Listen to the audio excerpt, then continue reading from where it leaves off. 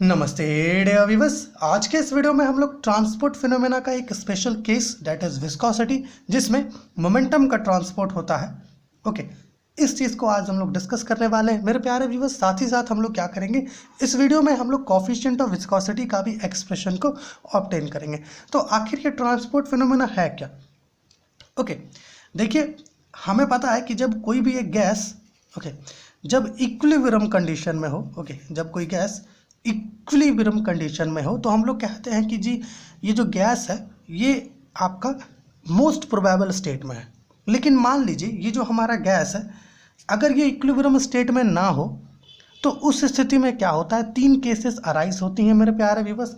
एक case arise होता है आपका विस्कोसिटी, विस्कोसिटी, जिसमें क्या होता है, ट्रांसपोर्ट ऑफ मोमेंटम, जिसमें मोमेंटम का ट्रांसपोर्ट होता है, और इसी को आज हम लोग डिस्कस करने वाले हैं। दूसरा जो केस अराइज होता है वो आपका होता है कंडक्शन का, कंडक्शन का, जिसमें आपका एनर्जी का ट्रांसपोर्ट होता है, ट्रांसपोर्ट ऑफ एनर्जी। और तीसरा जो केस अराइज होता है मेरे प्यारे व्यूअर्स वो डिफ्यूजन का होता है, डिफ्यूजन का, जिसमें आपका मास का ट्रांसपोर्ट होता है, ट्रांसपोर्ट ऑफ मास।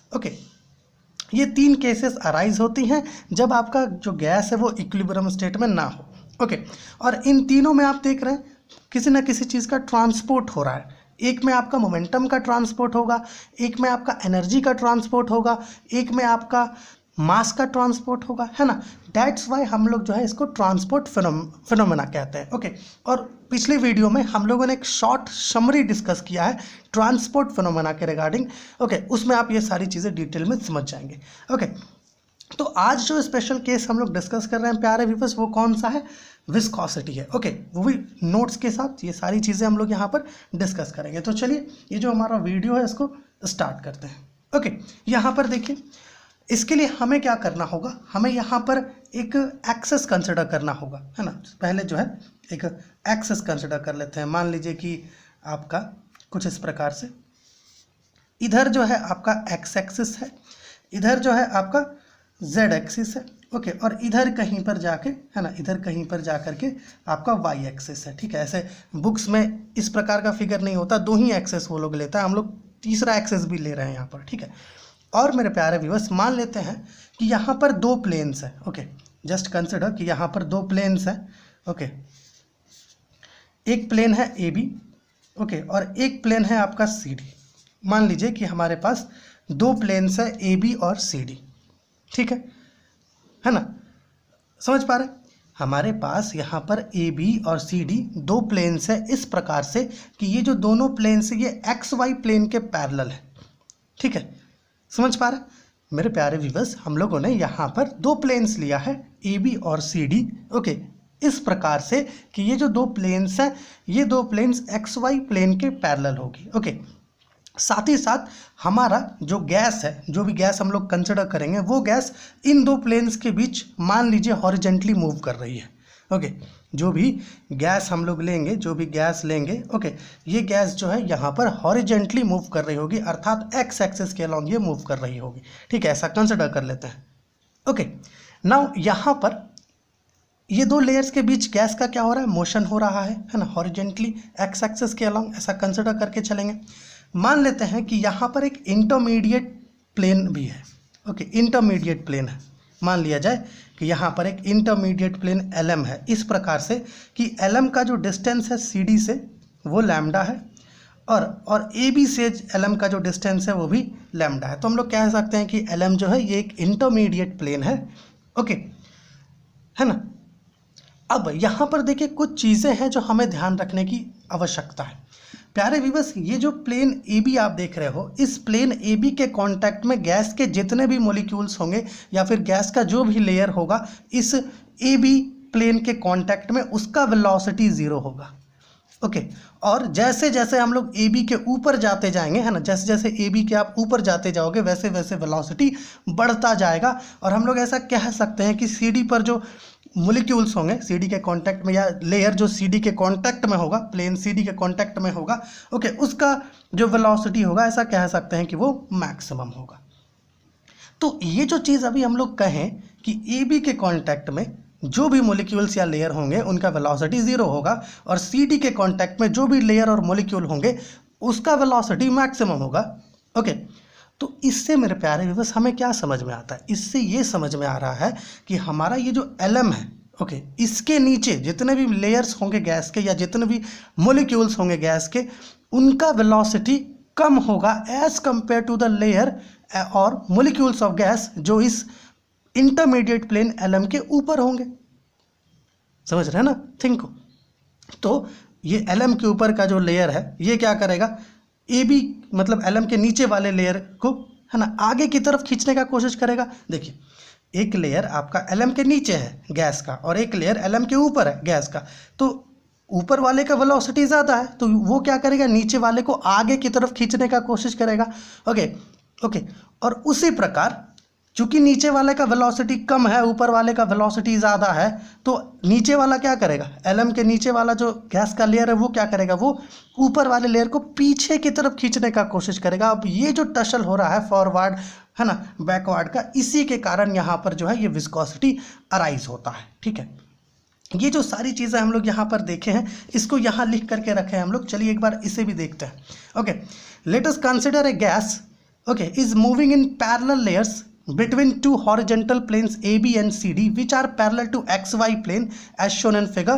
okay, देख रहे ये जो प्लेन है ये क्या है, XY प्लेन के पैरेलल है और इनके बीच में ही जो है गैस प्रेजेंट है जो, है ना, पैरेलली मूव कर रहा है। Okay, suppose that motion takes place parallel to X axis. मान लेते हैं जो मोशन है वो एक्स एक्सिस के पैरेलल, है ना, हो रहा है। Let the velocity of the layer of gas in contact with plane AB is zero, है ना। हम लोगों ने कहा प्लेन AB के कॉन्टैक्ट में जो भी लेयर ऑफ गैस होगा या मोलिक्यूल होगा उसका वेलोसिटी जीरो होगा and increases as we move towards the plane CD, है ना। कहा ना हम लोगों ने, प्लेन AB के कॉन्टैक्ट में जो भी लेयर ऑफ गैस होगा या फिर जो भी मोलिक्यूल होगा उसका वेलोसिटी जीरो होगा, और जैसे जैसे हम लोग ऊपर जाते जाएंगे वेलोसिटी बढ़ता जाएगा, है ना, and increases as we move towards the plane CD। Let us consider an intermediate plane। okay, let us consider an intermediate plane LM। जैसे कि यहाँ पर हम लोग एक intermediate plane consider किए ना। okay, the velocity of the layers of gas above LM is greater than the layers of gas below it, है ना। जैसे कि हम लोग कहे कि जो लेयर LM है उसके ऊपर, है ना, मतलब माफ़ कीजिएगा, जो इंटरमीडिएट प्लेन LM है इसके ऊपर जो भी लेयर्स होंगे गैस के उसका वेलोसिटी ज़्यादा होगा as compare to the velocity of है ना, layers lying below LM। Okay, the velocity of the layers of gas above LM is greater than the layers of the gas below it। the layer above LM exerts tangential force on the layer below LM tending to accelerate it forward। okay, while the layer below LM exerts an equal force on the layer above LM tending to retard it backward। thus these forces tend to reduce the difference in velocities of the layers on the two sides of the plane LM। this property of the gas is called viscosity, है ना। इसी tussle के कारण viscosity arise होता है। अब देखिए यहाँ तक सारी चीज़ें हम लोग समझ गए। अब ये जो चीज़ था ना ये आपका लेयर के फॉर्म में था, लेकिन मान लीजिए अगर हम लोग मोलिक्यूल्स के फॉर्म में ले तो लेयर जो ये माफ़ कीजिएगा, ये जो इंटरमीडिएट प्लेन LM है इसके नीचे जो भी मोलिक्यूल्स ऑफ गैस प्रेजेंट होंगे उसका वेलोसिटी जो होगा वो कम होगा, तो ऑब्वियस सी बात है उसका जो हॉरिजेंटल मोमेंटम होगा वो भी कम होगा, क्योंकि हम लोगों ने क्या कहा, गैस जो ये हॉरिजेंटली मूव कर रहा है एक्स एक्सिस के पैरेलल। ओके, तो LM के नीचे जो भी गैस के मोलिक्यूल्स प्रेजेंट होंगे LM के नीचे उसका जो हॉरिजेंटल वेलोसिटी होगा वो कम होगा, है ना, जिसकी वजह से उसका हॉरिजेंटल मोमेंटम भी कम होगा। लेकिन मेरे प्यारे व्यूअर्स ये जो LM है, ये जो इंटरमीडिएट प्लेन है, इसके ऊपर जितने भी गैस के मॉलिक्यूल्स होंगे उनका हॉरिजेंटल वेलोसिटी तो ज़्यादा होगा, तो ऑब्वियस ही बात है इसका मोमेंटम भी ज़्यादा होगा, है ना, इसका हॉरिजेंटल मोमेंटम भी ज़्यादा होगा। तो इसकी वजह से क्या होगा, है ना, ये रीजन ऐसा है जिसमें मॉलिक्यूल्स का जो मोमेंटम है, ऐसा कह सकते हैं एवरेज मोमेंटम जो है वो ज़्यादा है as compare to this region. इसकी वजह से जो मॉलिक्यूल्स है ना, जिसका मोमेंटम ज़्यादा है वो यहाँ से मूव करके, है ना, अक्रॉस प्लेन LM के थ्रू होते हुए वो कहाँ आएगा, नीचे आएगा। ओके, कहाँ आएगा, नीचे आएगा, जिससे कि नीचे वाले का जो मोमेंटम है वो बढ़ जाएगा और जो ऊपर वाला है ना, उसके पास नीचे से मॉलिक्यूल ऊपर जाएगा, जिसके वजह से ये जो ऊपर वाला है इसका मोमेंटम घट जाएगा। ये चीज़ें यहाँ पर लिखे हैं हम लोग कि since the molecules of the gas above LM have greater horizontal velocity hence possess greater momentum, okay, in horizontal direction than those below it। समझ पा रहे हैं? On account of thermal agitation के कारण there is a transfer of molecules of greater average momentum downward across LM, है ना। जैसे कि हम लोग कहें थर्मल एजिटेशन के कारण, है ना, जो मोलिक्यूल्स होगा उसका ट्रांसपोर्ट होगा ऊपर से नीचे की तरफ, है ना।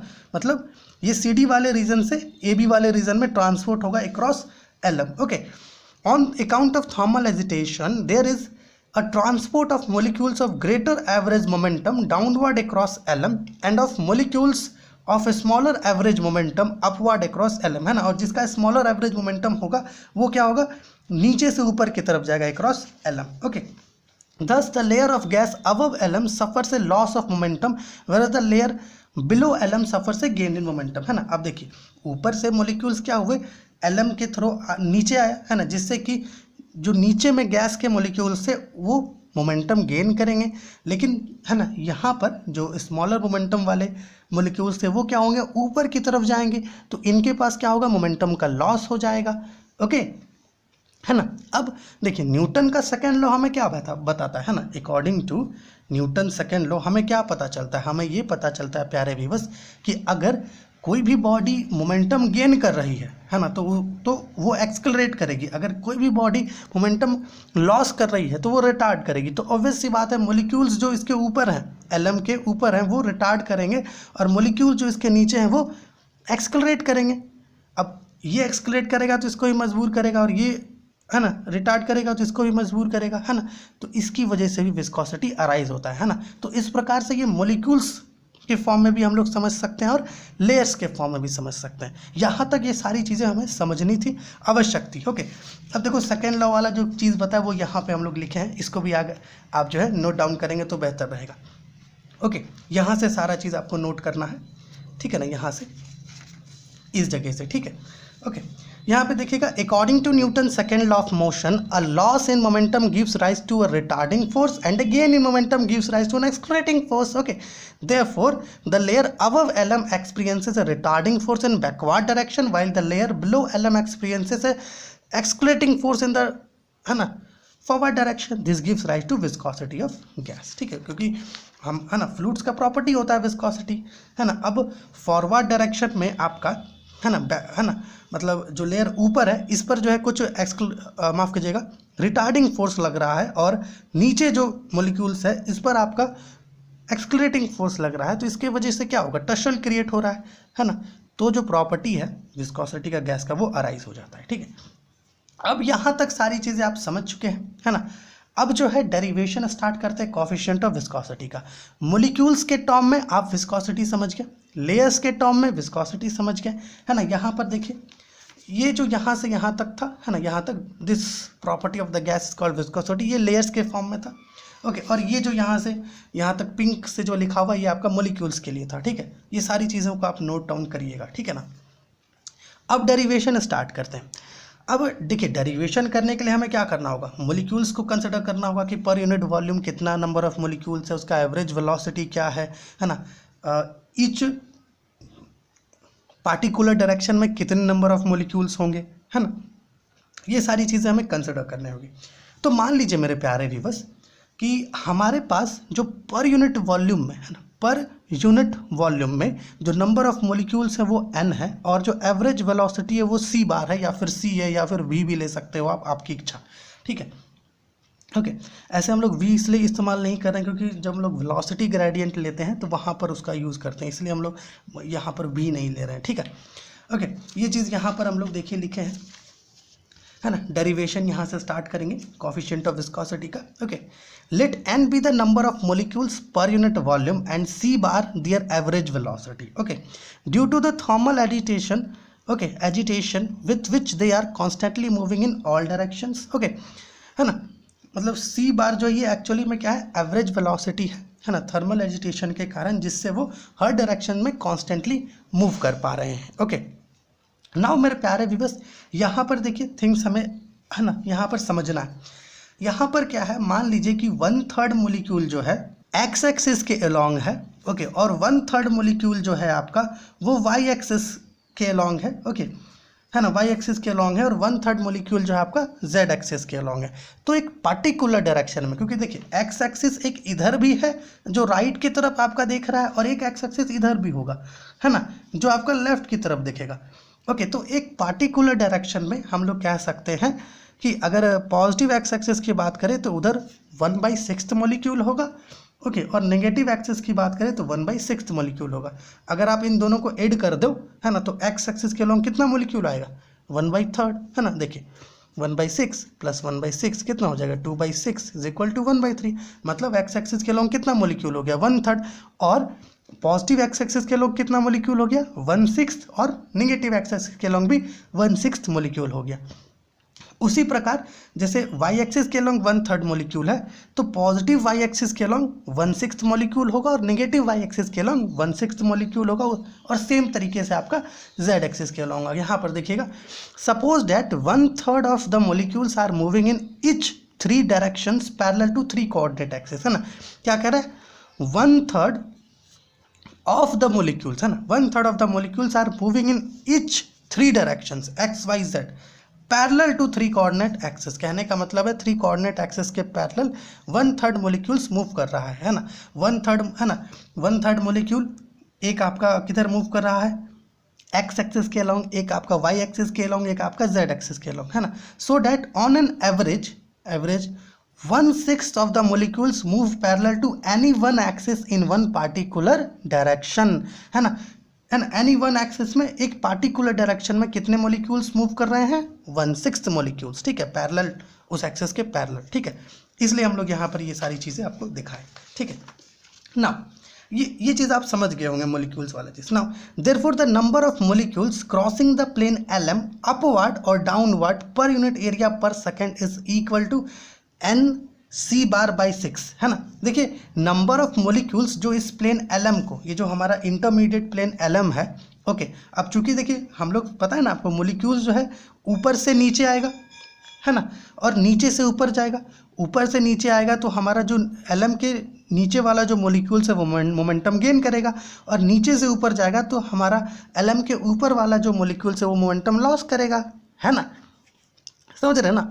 तो यहाँ पर जो आपका नंबर ऑफ मोलिक्यूल्स जो प्लेन LM को अपवर्ड और डाउनवर्ड क्रॉस करेगा पर यूनिट एरिया पर सेकेंड, वो कितना है, वो है आपका NC/6, क्योंकि एक पार्टिकुलर डायरेक्शन में, है ना, कितना मोलिक्यूल्स है, 1/6 मोलिक्यूल है। अगर हम लोग पॉजिटिव एक्सिस की बात करें तो 1/6 मोलिक्यूल है, इसलिए यहाँ पर 1/6 लिया गया है, ठीक है। और ये एक एक्स एक्सिस के अलॉन्ग ही मूव कर रहा है, तो हम लोग एक पार्टिकुलर पॉजिटिव एक्स एक्सिस को लेकर के यहाँ पर चलेंगे, ठीक है। तो NC/6, N क्या है, number of molecules per unit volume है, और C क्या है आपका एवरेज वेलोसिटी है, ठीक है ना। यहाँ पर देखिएगा, therefore the number of molecules crossing the plane LM upward और downward per unit area per second, वो कितना है आपका NC/6 है, ठीक है। नंबर ऑफ मोलिक्यूल जो है ना, ये हमारा इंटरमीडिएट प्लेन को क्रॉस करेगा अपवर्ड और डाउनवर्ड। नाउ ऐसा मान लेते हैं कि जो हमारा मोलिक्यूल्स है ना, अब जैसे आप देखिए AB पर जो वेलोसिटी है वो 0 हो रहा है, आपका मोलिक्यूल जो CD के कांटेक्ट में उसका वेलोसिटी ज़्यादा हो रहा है ना, मैक्सिमम हो रहा है। तो LM जो लेयर है, जो इंटरमीडिएट प्लेन है, इस पर जो वेलोसिटी होगा, मान लीजिए वो V है, V वेलोसिटी है आपका कहाँ पर, LM पर, okay. Let V be the velocity of molecules along plane LM and dV/dz be the velocity gradient measured in a direction from CD to AB, okay, perpendicular to LM, ठीक है। यहाँ पर CD से AB मतलब downward direction में, क्योंकि actually में हमें डाउनवर्ड डायरेक्शन में ही यहाँ देखना है, क्योंकि नीचे वाले का जो मोलिक्यूल्स है ना, इसमें वेलोसिटी कम है, तो हमें इक्विलिब्रियम लाने के लिए क्या करना होगा, ऊपर से नीचे मोलिक्यूल्स देना होगा, ताकि यहाँ पर एक इक्विलिब्रियम का सेटअप हो सके हमें। बाय द वे ये केस जो है ट्रांसपोर्ट ऑफ मोमेंटम या विस्कोसिटी क्यों अराइज हो रहा है, क्योंकि गैस हमारा इक्विलिब्रियम में नहीं है। तो गैस को इक्विलिब्रियम में लाने के लिए क्या करना होगा, ये जो मोलिक्यूल है जो LM के ऊपर है, इसके पास क्या है, मोमेंटम ज़्यादा है, तो ये क्या कर रहा है, नीचे वाले को देगा, तभी तो मोमेंटम यहाँ पर इक्विलिब्रियम में हो जाएगा सब कुछ, है ना। तो इसलिए यहाँ पर जो वेलोसिटी ग्रेडियंट हम लोग ले रहे हैं, है ना, जो मेजर कर रहे हैं वेलोसिटी ग्रेडियंट, वो CD से AB के डायरेक्शन में ले रहे हैं, जो LM से परपेंडिकुलर है। और ये वेलोसिटी ग्रेडियंट कितना है, ये वेलोसिटी ग्रेडियंट है आपका dV/dz, ओके। सो जो वेलोसिटी होगा, है ना, मॉलिक्यूल का, है ना, मतलब जो गैस है यहाँ पर लिए हैं प्लेन ए बी और सी डी के बीच, उसमें जो मॉलिक्यूल्स का जो वेलोसिटी होगा प्लेन सी डी के अलोंग वो कितना होगा। देखिए प्लेन सी डी के अलोंग जो वेलोसिटी होगा मॉलिक्यूल का वो कितना होगा। देखिए एलएम पर कितना वेलोसिटी है v, तो अब यहाँ पर से इंक्रीज हो रहा है थिंग्स क्या है, इंक्रीज हो रहा है ना, मतलब है कि एलएम से यहाँ पर लैम्डा की दूरी पर है ये प्लेन सी डी, है ना। तो एक तो आपका एलएम पर वेलोसिटी कितना है v, ओके, और डिस्टेंस कितना है लैम्डा, और ग्रेडियंट कितना है आपका D V by D Z. So plane C D के अलोंग जो वेलोसिटी होगा गैस के मॉलिक्यूल्स का वो कितना होगा, v plus lambda D V by D Z. लेकिन उसी प्रकार अगर आप ए बी जो प्लेन है इसके अलोंग अगर वेलोसिटी पता करते हो तो वो कितना होगा। देखिए एलएम पर वेलोसिटी कितना है v, अब यहाँ से आप नीचे जा रहे हो, है ना, मतलब नीचे जाएंगे वेलोसिटी घटेगा, है ना, मतलब एलएम का वेलोसिटी ज़्यादा होगा तो v से क्या करेंगे, माइनस करेंगे, v minus lambda D V by D Z, okay. Then हमें प्लेन ए बी पर वेलोसिटी मिलेगा। लेकिन ऊपर में क्या था, ये वेलोसिटी इंक्रीज करता है जैसे हम लोग ऊपर जाते हैं, इसलिए यहाँ पर प्लस की और यहाँ नेगेटिव में लिए, ठीक है।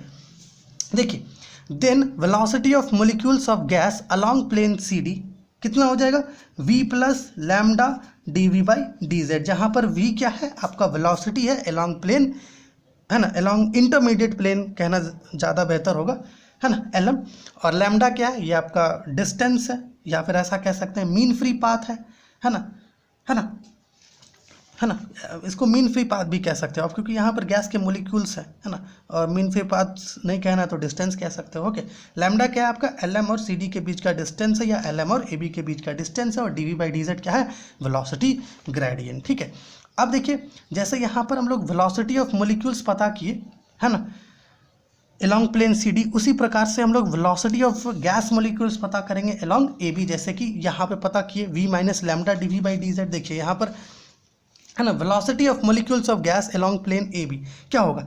देखिए एलएम पर वेलोसिटी v है, लेकिन अब हम लोग नीचे जाएंगे तो वेलोसिटी घटेगा, है ना, वो कितना घटेगा, एक तो lambda multiplied by D V by D Z इतना घटेगा, अब v से इतना माइनस करेंगे तो हमें मिलेगा velocity of molecules along plane A B, okay. So this is the velocity of gas molecules along plane A B. Now अब देखो यहाँ पर हम लोग किए क्या है, जो इंडिविजुअल मॉलिक्यूल्स है उसका मास को हम लोग m लिए, है ना, let mass of a molecule be m, ठीक है, जो मॉलिक्यूल है गैस मॉलिक्यूल्स उसके मास को हम लोग m लिए हैं। अब चूंकि मास कांस्टेंट रहता है तो उसको m ही ले लेते हैं हर एक मॉलिक्यूल के लिए, ओके। सो यहाँ पे अब क्रॉसिंग की बात होगी। हम लोग वेलोसिटी तो पता कर लिए कि सी डी के अलोंग वेलोसिटी कितना है गैस मॉलिक्यूल्स का, एलएम के अलोंग कितना वेलोसिटी है जिसको v ले लिए हम लोग, है ना, और ए बी जो प्लेन है इसके अलोंग कितना वेलोसिटी है, ये चीज़ तो पता कर लिए। लेकिन नंबर ऑफ मॉलिक्यूल्स, है ना, जो ऊपर से नीचे की तरफ आएगा प्लेन एलएम या इंटरमीडिएट प्लेन एलएम को क्रॉस करते हुए वो कितना होगा, ओके। उसी प्रकार नंबर ऑफ मॉलिक्यूल्स, है ना, जिसका मोमेंटम कम होगा वो नीचे से ऊपर जाएगा, है ना, एलएम को क्रॉस करते हुए वो कितना होगा, ये सारी चीज़ें अब हमें पता करनी होंगी, okay. Number of molecules, okay, है ना, और ये चीज़ तो हमें पता है पहले से, नंबर ऑफ मॉलिक्यूल्स जो प्लेन एलएम को नीचे या ऊपर क्रॉस कर रही है वो कितना है, NC बार बाई 6 ये है। अब मास कितना होगा, अब देखिए नंबर तो पता है हमें पहले से क्योंकि नंबर हम लोग यहीं पर देख लिए थे, है ना, the number of molecules crossing plane LM upward और downward per unit area per second वो क्या है, NC बार बाई 6 है ना। तो यहाँ पर एक्चुअली हम लोग अब मास देखेंगे कि कितना मास जो है ऊपर से नीचे आ रहा है और कितना जो है नीचे से ऊपर जा रहा है, क्योंकि देखिए वेलोसिटी प्लेन CD के अलोंग पता है, वेलोसिटी अलोंग प्लेन AB के अलोंग पता है, और हमें पता है मोमेंटम क्या होता है, मास इनटू वेलोसिटी। वेलोसिटी तो भैया पता है लेकिन मास पता नहीं है ना, कि कितना मास जो है ऊपर से नीचे जा रहा है और नीचे से ऊपर जा रहा है। अब जब मास पता चल जाएगा तो दोनों को मल्टीप्लाई करेंगे, है ना, एंड देन हमें जो है नेट मोमेंटम मिलेगा, और नेट मोमेंटम की मदद से हम लोग जो है कोफिशिएंट ऑफ विस्कोसिटी का एक्सप्रेशन पता करते हैं, ओके। सो जो टोटल मास होगा, है ना, जो इस प्लेन एलएम को क्रॉस करेगा ऊपर से नीचे, है ना, per unit area per second वो कितना होगा, है ना, वो मास किससे इक्वल होगा, वो यहाँ पर देखिए हम लोग लिखे हैं, then total mass crossing unit area of plane LM per second upward और डाउनवर्ड, है ना, अपवर्ड और डाउनवर्ड, ठीक है, दोनों एक ही साथ, नंबर ऑफ मास सेम होगा यहाँ पर, तो वो कितना होगा वो हमें यहाँ पर पता करना होगा। देखिए टोटल नंबर ऑफ मोलिक्यूल्स कितना है आपके पास, Nc/6 है टोटल नंबर ऑफ मोलिक्यूल्स जो ऊपर से नीचे क्रॉस कर रहा है, और हर एक मोलिक्यूल का मास कितना है, m, मल्टीप्लाई कर दीजिए, है ना, इतना मास जो है आपका पर यूनिट एरिया पर सेकेंड, है ना, प्लेन एलएम के थ्रू क्रॉस कर रहा है ऊपर और नीचे, ठीक है। क्या क्या समझ में आया है ना। देखिए हमें पता है कि इतना नंबर ऑफ मॉलिक्यूल्स जो है ऊपर से नीचे या नीचे से ऊपर, है ना, अक्रॉस इंटरमीडिएट प्लेन एलएम, है ना, क्रॉस कर रहा है इतना नंबर ऑफ मॉलिक्यूल्स, है ना, इतना नंबर ऑफ मॉलिक्यूल्स, ओके। और यहाँ पर हर एक मॉलिक्यूल का मास m है। अगर हम लोग इतने नंबर ऑफ मॉलिक्यूल से, है ना, क्या करें, इसको मल्टीप्लाई कर दे तो हमें तो ऑब्वियसली पता चल जाएगा ना कितना मास क्रॉस कर रहा है, वही चीज़ यहाँ पर की है। Then total mass crossing unit area of plane LM per second upward और downward is equal to mnc'/6, okay. Now अब हम लोग मोमेंटम इजीली पता कर सकते हैं क्योंकि हमें मास भी पता चल गया है, वेलोसिटी भी है, तो चलिए मोमेंटम पता करते हैं। यहाँ पर देखिए हम लोग लिखे हैं कि momentum carry downward by molecules, क्योंकि मोलिक्यूल्स ही तो मोमेंटम कैरी करेगी ना, है ना। अगर एनर्जी की बात करें तो मोलिक्यूल्स ही कैरी करेगी, अगर हम लोग टेम्परेचर की बात करें तो मोलिक्यूल्स ही कैरी करेगी, है ना। मोलिक्यूल्स ही बेसिकली यहाँ पर जो है ना, हर चीज़ का हिस्सा बनता है, कॉन्ट्रीब्यूशन उसका होता है। So momentum carried downward by molecules crossing unit area of plane LM per second from plane CD, है ना, यहाँ प्लेन CD की बात हो रही है। मोलिक्यूल्स जो है ना प्लेन CD से आपका मोमेंटम लेकर के नीचे की तरफ आ रहा है पर unit area per second across LM, okay. वो कितना है, वो कितना होगा आपका। देखिए पहले तो हमें मास यहाँ पर लेना होगा क्योंकि मास इंटू वॉल्यूम होता है, और मास कितना है mnc'/6, और वेलोसिटी कितना है अलोंग प्लेन एलएम, वो है आपका v प्लस लैम्डा dv/dz है, ठीक है ना। ये आपका हो गया कि क्या चीज़, momentum carry downward by molecules crossing unit area of plane LM per second from plane CD. उसी प्रकार से हम लोग ए बी के लिए भी पता करेंगे, है ना। यहाँ पर आपका मास कितना है, मास सेम रहेगा mnc'/6, और इसका वेलोसिटी डिफरेंट है v माइनस लैम्डा dv/dz है, ठीक है। अब देखिए दोनों के लिए मोमेंटम पता चल गया, है ना। मोमेंटम जो ऊपर की तरफ कैरी किया जा रहा है मॉलिक्यूल्स के द्वारा पर यूनिट एरिया पर सेकेंड, है ना, अक्रॉस एलएम, और नीचे की तरफ जो कैरी किया जा रहा है, ये दोनों हमें पता चल गया। तो नेट मोमेंटम कैसे पता चलेगा, नेट मोमेंटम पता चलेगा आपको अगर हम लोग इसको इससे माइनस कर दे तो नेट मोमेंटम पता चल जाएगा, okay. Net momentum transferred downward per unit area of the plane LM, क्योंकि देखिए हमें डाउनवर्ड ही मेनली ट्रांसफर करना है ना, डाउनवर्ड ट्रांसफर होगा तब तो यहाँ इक्विलिब्रियम बनेगा, इक्विलिब्रियम बनाना है हमें, तभी तो ये जो केस अराइज हुआ ये केस खत्म होगा। ये केस कब अराइज होता है विस्कोसिटी का, जब गैस इक्विलिब्रियम में नहीं होता, अपना मोस्ट प्रोबेबल स्टेट में नहीं होता, तभी अराइज करता है, ओके। तो हमें बेसिकली यहाँ इक्विलिब्रियम लाना है, okay. So net momentum transferred downward, है ना, क्योंकि मोमेंटम जो नीचे की तरफ ट्रांसफर करेंगे वो कितना होगा, net momentum transfer downward per unit area of the plane LM per second कितना होगा। देखिए mnc'/6 v plus lambda dv/dz है minus mnc'/6 v minus lambda dv/dz है। देखिए जो कॉमन है उसको बाहर निकाल लीजिए एक ही बार में, तो क्या हो जाएगा mnc'/6 bracket v plus lambda dv/dz minus v plus lambda dv/dz हो जाएगा। नाउ इसको सॉल्व करते हैं, ओके। इसको अगर सॉल्व करें तो कितना आएगा, यहाँ पर देखिए, यहाँ सॉल्व करते हैं इसको। देखिए mnc'/6 v और v कैंसिल हो जाएगा, यहाँ पर देखिए एक नेगेटिव एक पॉजिटिव है, और इधर आपका हो जाएगा 2 लैम्डा dv/dz हो जाएगा, ओके। नाउ अब जो है इस 2 को इससे कैंसिल करें तो यहाँ 3 हो जाएगा, और यहाँ हो जाएगा आपका 1/3 mnc', okay, lambda dv/dz। So this is the net momentum, okay. मान लेते हैं कि ये आपका np, है ना, नेट मोमेंटम है जो डाउनवर्ड ट्रांसफर किया गया, है ना, per unit area per second, okay, across the plane LM, okay, जो प्लेन एलएम है उसके अक्रॉस, ये आपका नेट क्या हो गया, नेट मोमेंटम हो गया।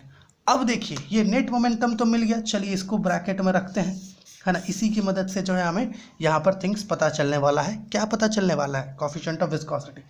देखिए न्यूटन सेकेंड लॉ की बात हम लोगों ने उस समय की थी, है ना। न्यूटन सेकेंड लॉ क्या कहता है? Rate of change of momentum, मतलब फोर्स जो है ये rate of change of momentum है। तो यहाँ पर मोमेंटम का चेंज हो रहा है ना, मोमेंटम का बदलाव यहाँ पर हो रहा है। ओके, ऊपर से नीचे मोमेंटम का बदलाव हो रहा है। तो ऑब्वियस सी बात है, ये जो मोमेंटम है, जो मोमेंटम आया है हम लोगों को, इस मोमेंटम को हम लोग क्या कर सकते हैं? फोर्स के फॉर्म में लिख सकते हैं। नहीं लिख सकते, क्योंकि न्यूटन सेकेंड लॉ हमें क्या कहता है? हमें ये कहता है कि फोर्स जो है ये rate of change of momentum से इक्वल है ना। तो फोर्स जब rate of change of momentum से इक्वल है तो ऑब्वियस सी बात है, ये जो नेट मोमेंटम हमें मिला है हम लोग इसको क्या कर सकते हैं? फोर्स के फॉर्म में लिख सकते हैं, क्योंकि एक्चुअली में ये एक प्रकार से tangential force per unit area है, जिसको हम लोग कह सकते हैं कि ये टेंजेंशियल स्ट्रेस के समान है। ओके, क्योंकि ये एक प्लेन LM को क्रॉस कर रहा है ना, तो उस पर एक टेंजेंशियल फोर्स लगेगा LM पर। ये जो हमारा प्लेन LM है इस पर एक टेंजेंशियल फोर्स लगेगा। आइए इस चीज़ को यहाँ पर देखते हैं। According to Newton's second law of motion, the force is defined as the rate of change of momentum. We all know that. Hence, the above expression is a measure of force on LM by upper layers, है ना। upper layers पर, है ना, माफ कीजिएगा, upper layers के द्वारा LM पर जो force लगाया गया। Since we are considering unit area, this force is the same as tangential stress, है ना। हम लोग unit area consider कर रहे हैं, है ना, per unit area per second। इसलिए ये जो हमारा फोर्स है इसको हम लोग क्या करेंगे? टेंजेंशियल स्ट्रेस से इक्वल लेंगे। सो हमें ये भी पता है जो कोफिशिएंट ऑफ विस्कोसिटी है उसको हम लोग tangential stress by velocity gradient के फॉर्म में लिख सकते हैं, है ना। एज ईटा, जो कोफिशिएंट ऑफ विस्कोसिटी है, is defined as the tangential force per unit area between two layers required to maintain a unit velocity gradient in it. Okay, so eta कैसे लिख रहे हैं हम लोग? Tangential stress by velocity gradient लिख रहे हैं। अब देखिए हमारा जो टेंजेंशियल स्ट्रेस है ये इस मोमेंटम से इक्वल है, ठीक है ना। क्योंकि टेंजेंशियल स्ट्रेस क्या होता है? फोर्स पर यूनिट एरिया होता है, नॉर्मल, है ना। Tangential force per unit area होता है। Okay, so tangential force per unit area जो है ये आपका इससे इक्वल होगा, और वेलोसिटी ग्रेडियंट क्या है? dv/dz। तो ईटा के लिए ये चीज़ पुट करते हैं। यहाँ पर क्या आया था? 1/3 okay mnc prime lambda dv/dz, ठीक है। बाई वेलोसिटी ग्रेडियंट कितना है? dv/dz, ठीक है। अब जब वेलोसिटी ग्रेडियंट कैंसिल करोगे तो कितना मिलेगा? 1/3 mnc प्राइम लैम्डा मिलेगा। मतलब जो कोफिशिएंट ऑफ विस्कोसिटी है इसका एक्सप्रेशन क्या मिल रहा है? 1/3 mnc प्राइम लैम्डा मिल रहा है। अब देखिए यहाँ पर ये जो लैम्डा है ये हम लोगों ने पहले कहा आपको, आप इसको मीन फ्री पाथ कह सकते हो, और मीन फ्री पाथ का, है ना, एक्सप्रेशन कितना है हम लोग पिछली वीडियो में पढ़े भी हैं, 1/√2 ND स्क्वायर पाई होता है, ठीक है। अब इसकी जगह पर आप ये पुट कर सकते हो। सो देयरफॉर ईटा क्या हो जाएगा आपका? 1/3, या फिर ऐसा लिख सकते हैं 1/√2 पाई ND square, okay, and mnc prime. So this is the required expression for coefficient of viscosity, ठीक है। इसको एक बार फिर से लिख देते हैं। Eta is equal to mn, okay, एक मिनट, यहाँ पर n और n है ही, इसको ऐसा करिए, कैंसल आउट कर दीजिए, तो आपको यहाँ पर मिल जाएगा mc bar by 3/√2 pi d square. Okay, so this is the required expression for coefficient of viscosity. Okay, coefficient of viscosity का ये रिक्वायर्ड एक्सप्रेशन हो गया। ट्रांसपोर्ट फिनोमिना का ये हमारा पहला केस था। ओके, आशा ये चीज़ आपको समझ में आया होगा, है ना। ओके, हम लोगों ने इसके पहले वाले वीडियो में ट्रांसपोर्ट मोमेंटम का एक शॉर्ट समरी लिया था। अगर आपने वो वीडियो नहीं देखा है तो आप देख सकते हैं, लिंक आपको मिल जाएगा नीचे डिस्क्रिप्शन में। मेरे प्यारे व्यूअर्स, अगर आपको इस वीडियो में कुछ भी डाउट है तो प्लीज़ कमेंट कीजिए, ताकि आपका जो भी डाउट है वो क्लियर कर सके, और यहाँ से जो है आप ये स्क्रीनशॉट्स लेकर के थिंग्स को रख सकते हैं। ओके, ये पहला और ये आपका नीचे का, ठीक है ना। यहाँ पर से ये दूसरा आपका था, ठीक है, डेरिवेशंस, एंड देन ये वाला हिस्सा, ठीक है। उसके बाद जो है आपका ये वाला हिस्सा था, ठीक है, ये हिस्सा आपका था। ओके, एंड देन आपका जो है ये इसके बाद आपका ये वाला हिस्सा, और फिर ये आखिरी वाला, ठीक है ना। तो चलिए आपसे मिलते हैं अगली वीडियो में, जहाँ पर हम लोग दूसरा जो हमारा केस है कंडक्शन, जिसमें ट्रांसपोर्ट ऑफ एनर्जी होता है, उसको कंसिडर करेंगे। ओके,